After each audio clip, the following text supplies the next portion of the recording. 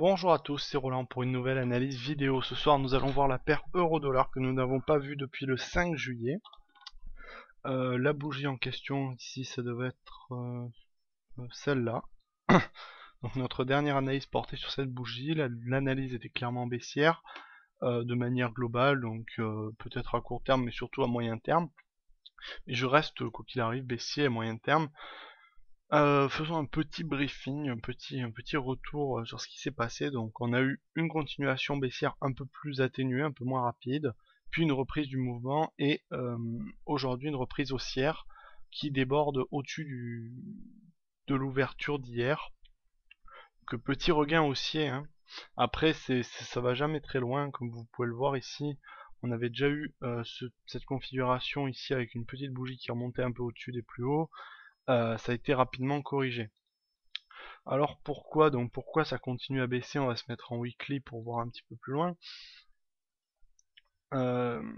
Voilà, donc là on a notre scénario que j'avais identifié la dernière fois en ETE, donc épaule tête épaule, que nous avons cassé ici. Et on avait fait un petit pullback à ce moment-là. Et depuis, eh bien, on a un retour baissier qui pour moi devrait continuer. Alors malgré cela, on a quand même des plus bas ici, assez marqués autour de toute une zone là.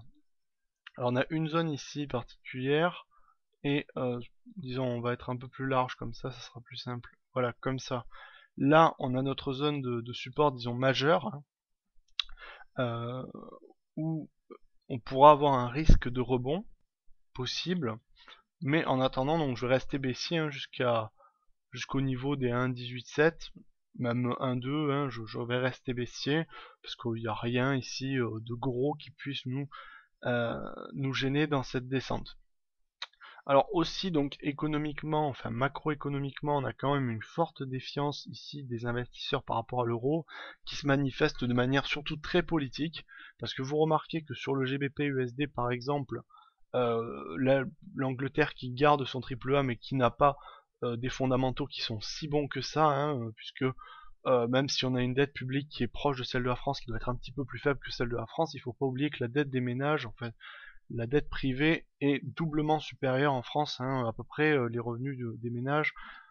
Sur les revenus, on a un endettement qui est autour de 140% des revenus, donc alors qu'on est à 75-80 en France et qui augmente tout de même quand même.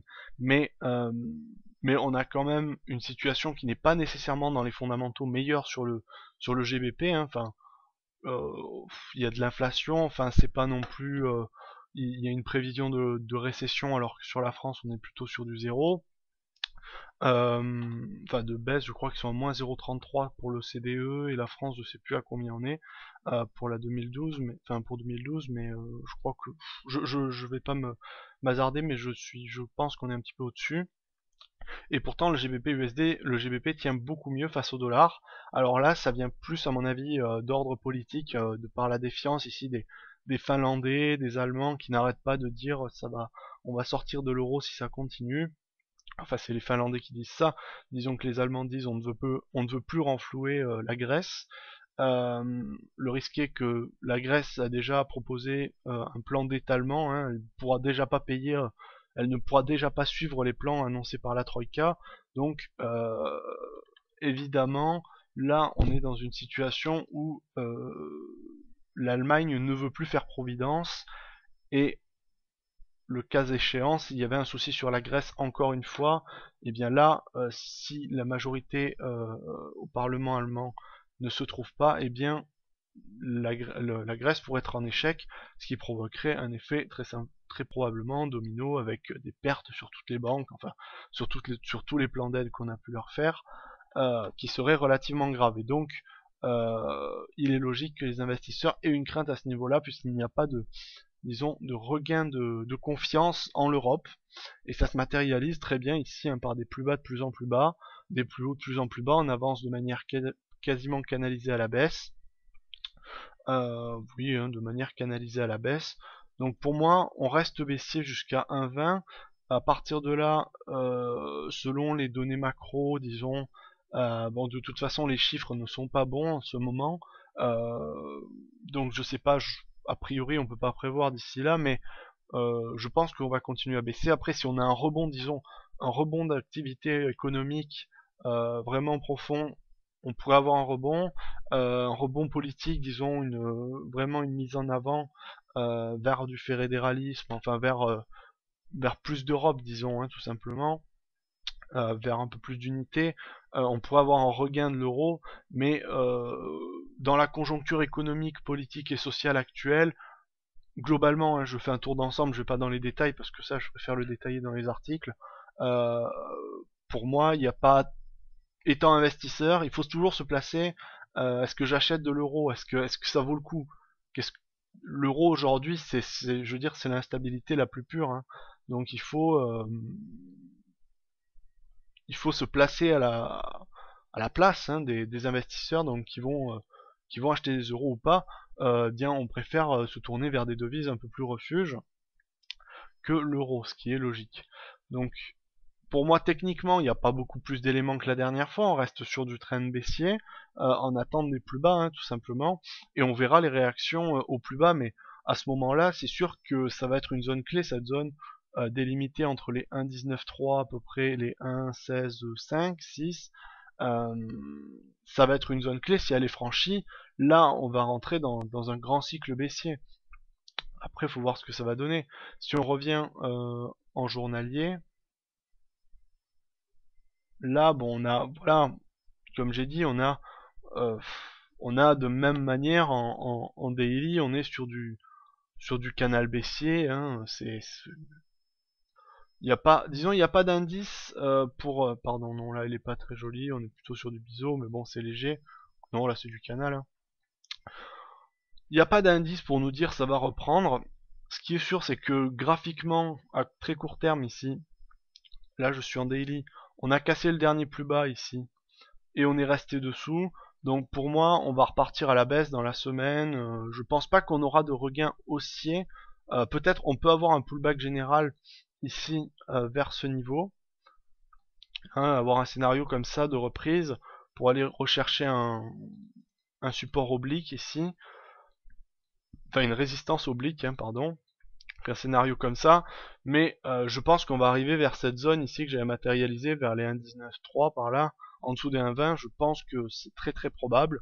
Après en termes de trading, là on n'a pas beaucoup de signaux, hein, ça c'est sûr, mais, euh, mais de toute façon sur fond économico-politique social, l'euro n'est pas aujourd'hui vraiment très motivé, hein, ça se voit. Mais bon, ça je préfère j'ai pas trop le temps, je vais pas le détailler dans les vidéos. Bah, peut-être qu'un jour je ferai des vidéos un peu plus éco, mais là on n'a pas de scénario clair économique pour l'Europe qui se dégage, qui soit favorable. Notamment, hein, je vais juste rentrer comme ça un petit peu la baisse de la demande européenne, hein, en produits va impacter fortement l'Allemagne et le Pays-Bas, et c'est pour ça que Moody's a dégradé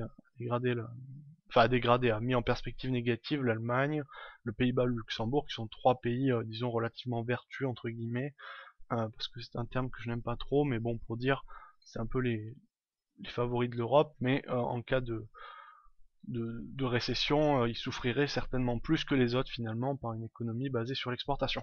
Bref, voilà, tout ça pour dire que mon avis reste baissier sur l'euro-dollar, et il le restera tant que on n'aura pas de rebond franc en termes techniques sur un niveau précis, c'est-à-dire enfin sur un niveau clair, ici autour des 1,18,8 ou plus lointainement à peu près, ouais, 1,18,8, là cette zone très précise ici, 1,18,8 et 1,16,5. Si on n'a pas des rebonds sur ces niveaux, je reste baissier.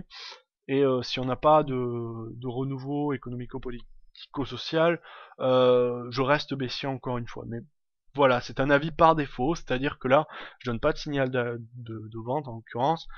Je donne pour moi, à mon sens, la continuité du trend qui pour moi va continuer à baisser encore un bon moment.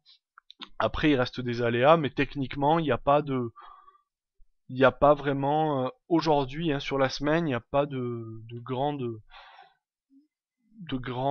grands scénarios à dégager, hein. Évidemment, on peut avoir un petit regain haussier, hein, vis-à-vis de la bougie si on reste sur de la neige bougiste. Ici, on a un petit avalement haussier, mais on n'est pas allé chercher, on n'est pas passé au-dessus du dernier plus bas ici. qui marquait le pullback de la cassure, donc je suis assez mitigé. Je pense pas que ça reprendra à la hausse, je pense qu'on va continuer à la baisse. Après voilà, ça c'est très subjectif. En tout cas voilà, donc je vous ai pas donné d'avis, désolé. Là j'ai pas grand chose à sortir du chapeau. Mais voilà, je continue à donner le trend, hein, c'est-à-dire je pense que ça va continuer à baisser. Et en tout cas, j'espère que ça vous aura plu. Et je pense que je vais faire bientôt un article, enfin un petit briefing sur la zone euro, sur vraiment les perspectives économiques pures et dures de la zone euro pour étayer un petit peu tout ça. Peut-être en 3 volets, hein, économique, politique, sociale, pour avoir une vue un peu plus d'ensemble. Ou alors je pourrais peut-être faire une vidéo, ce qui serait intéressant aussi, puisque c'est peut-être plus fluide et plus agréable à écouter. Voilà, en tout cas j'espère que cette vidéo vous aura plu, et je vous dis à la prochaine.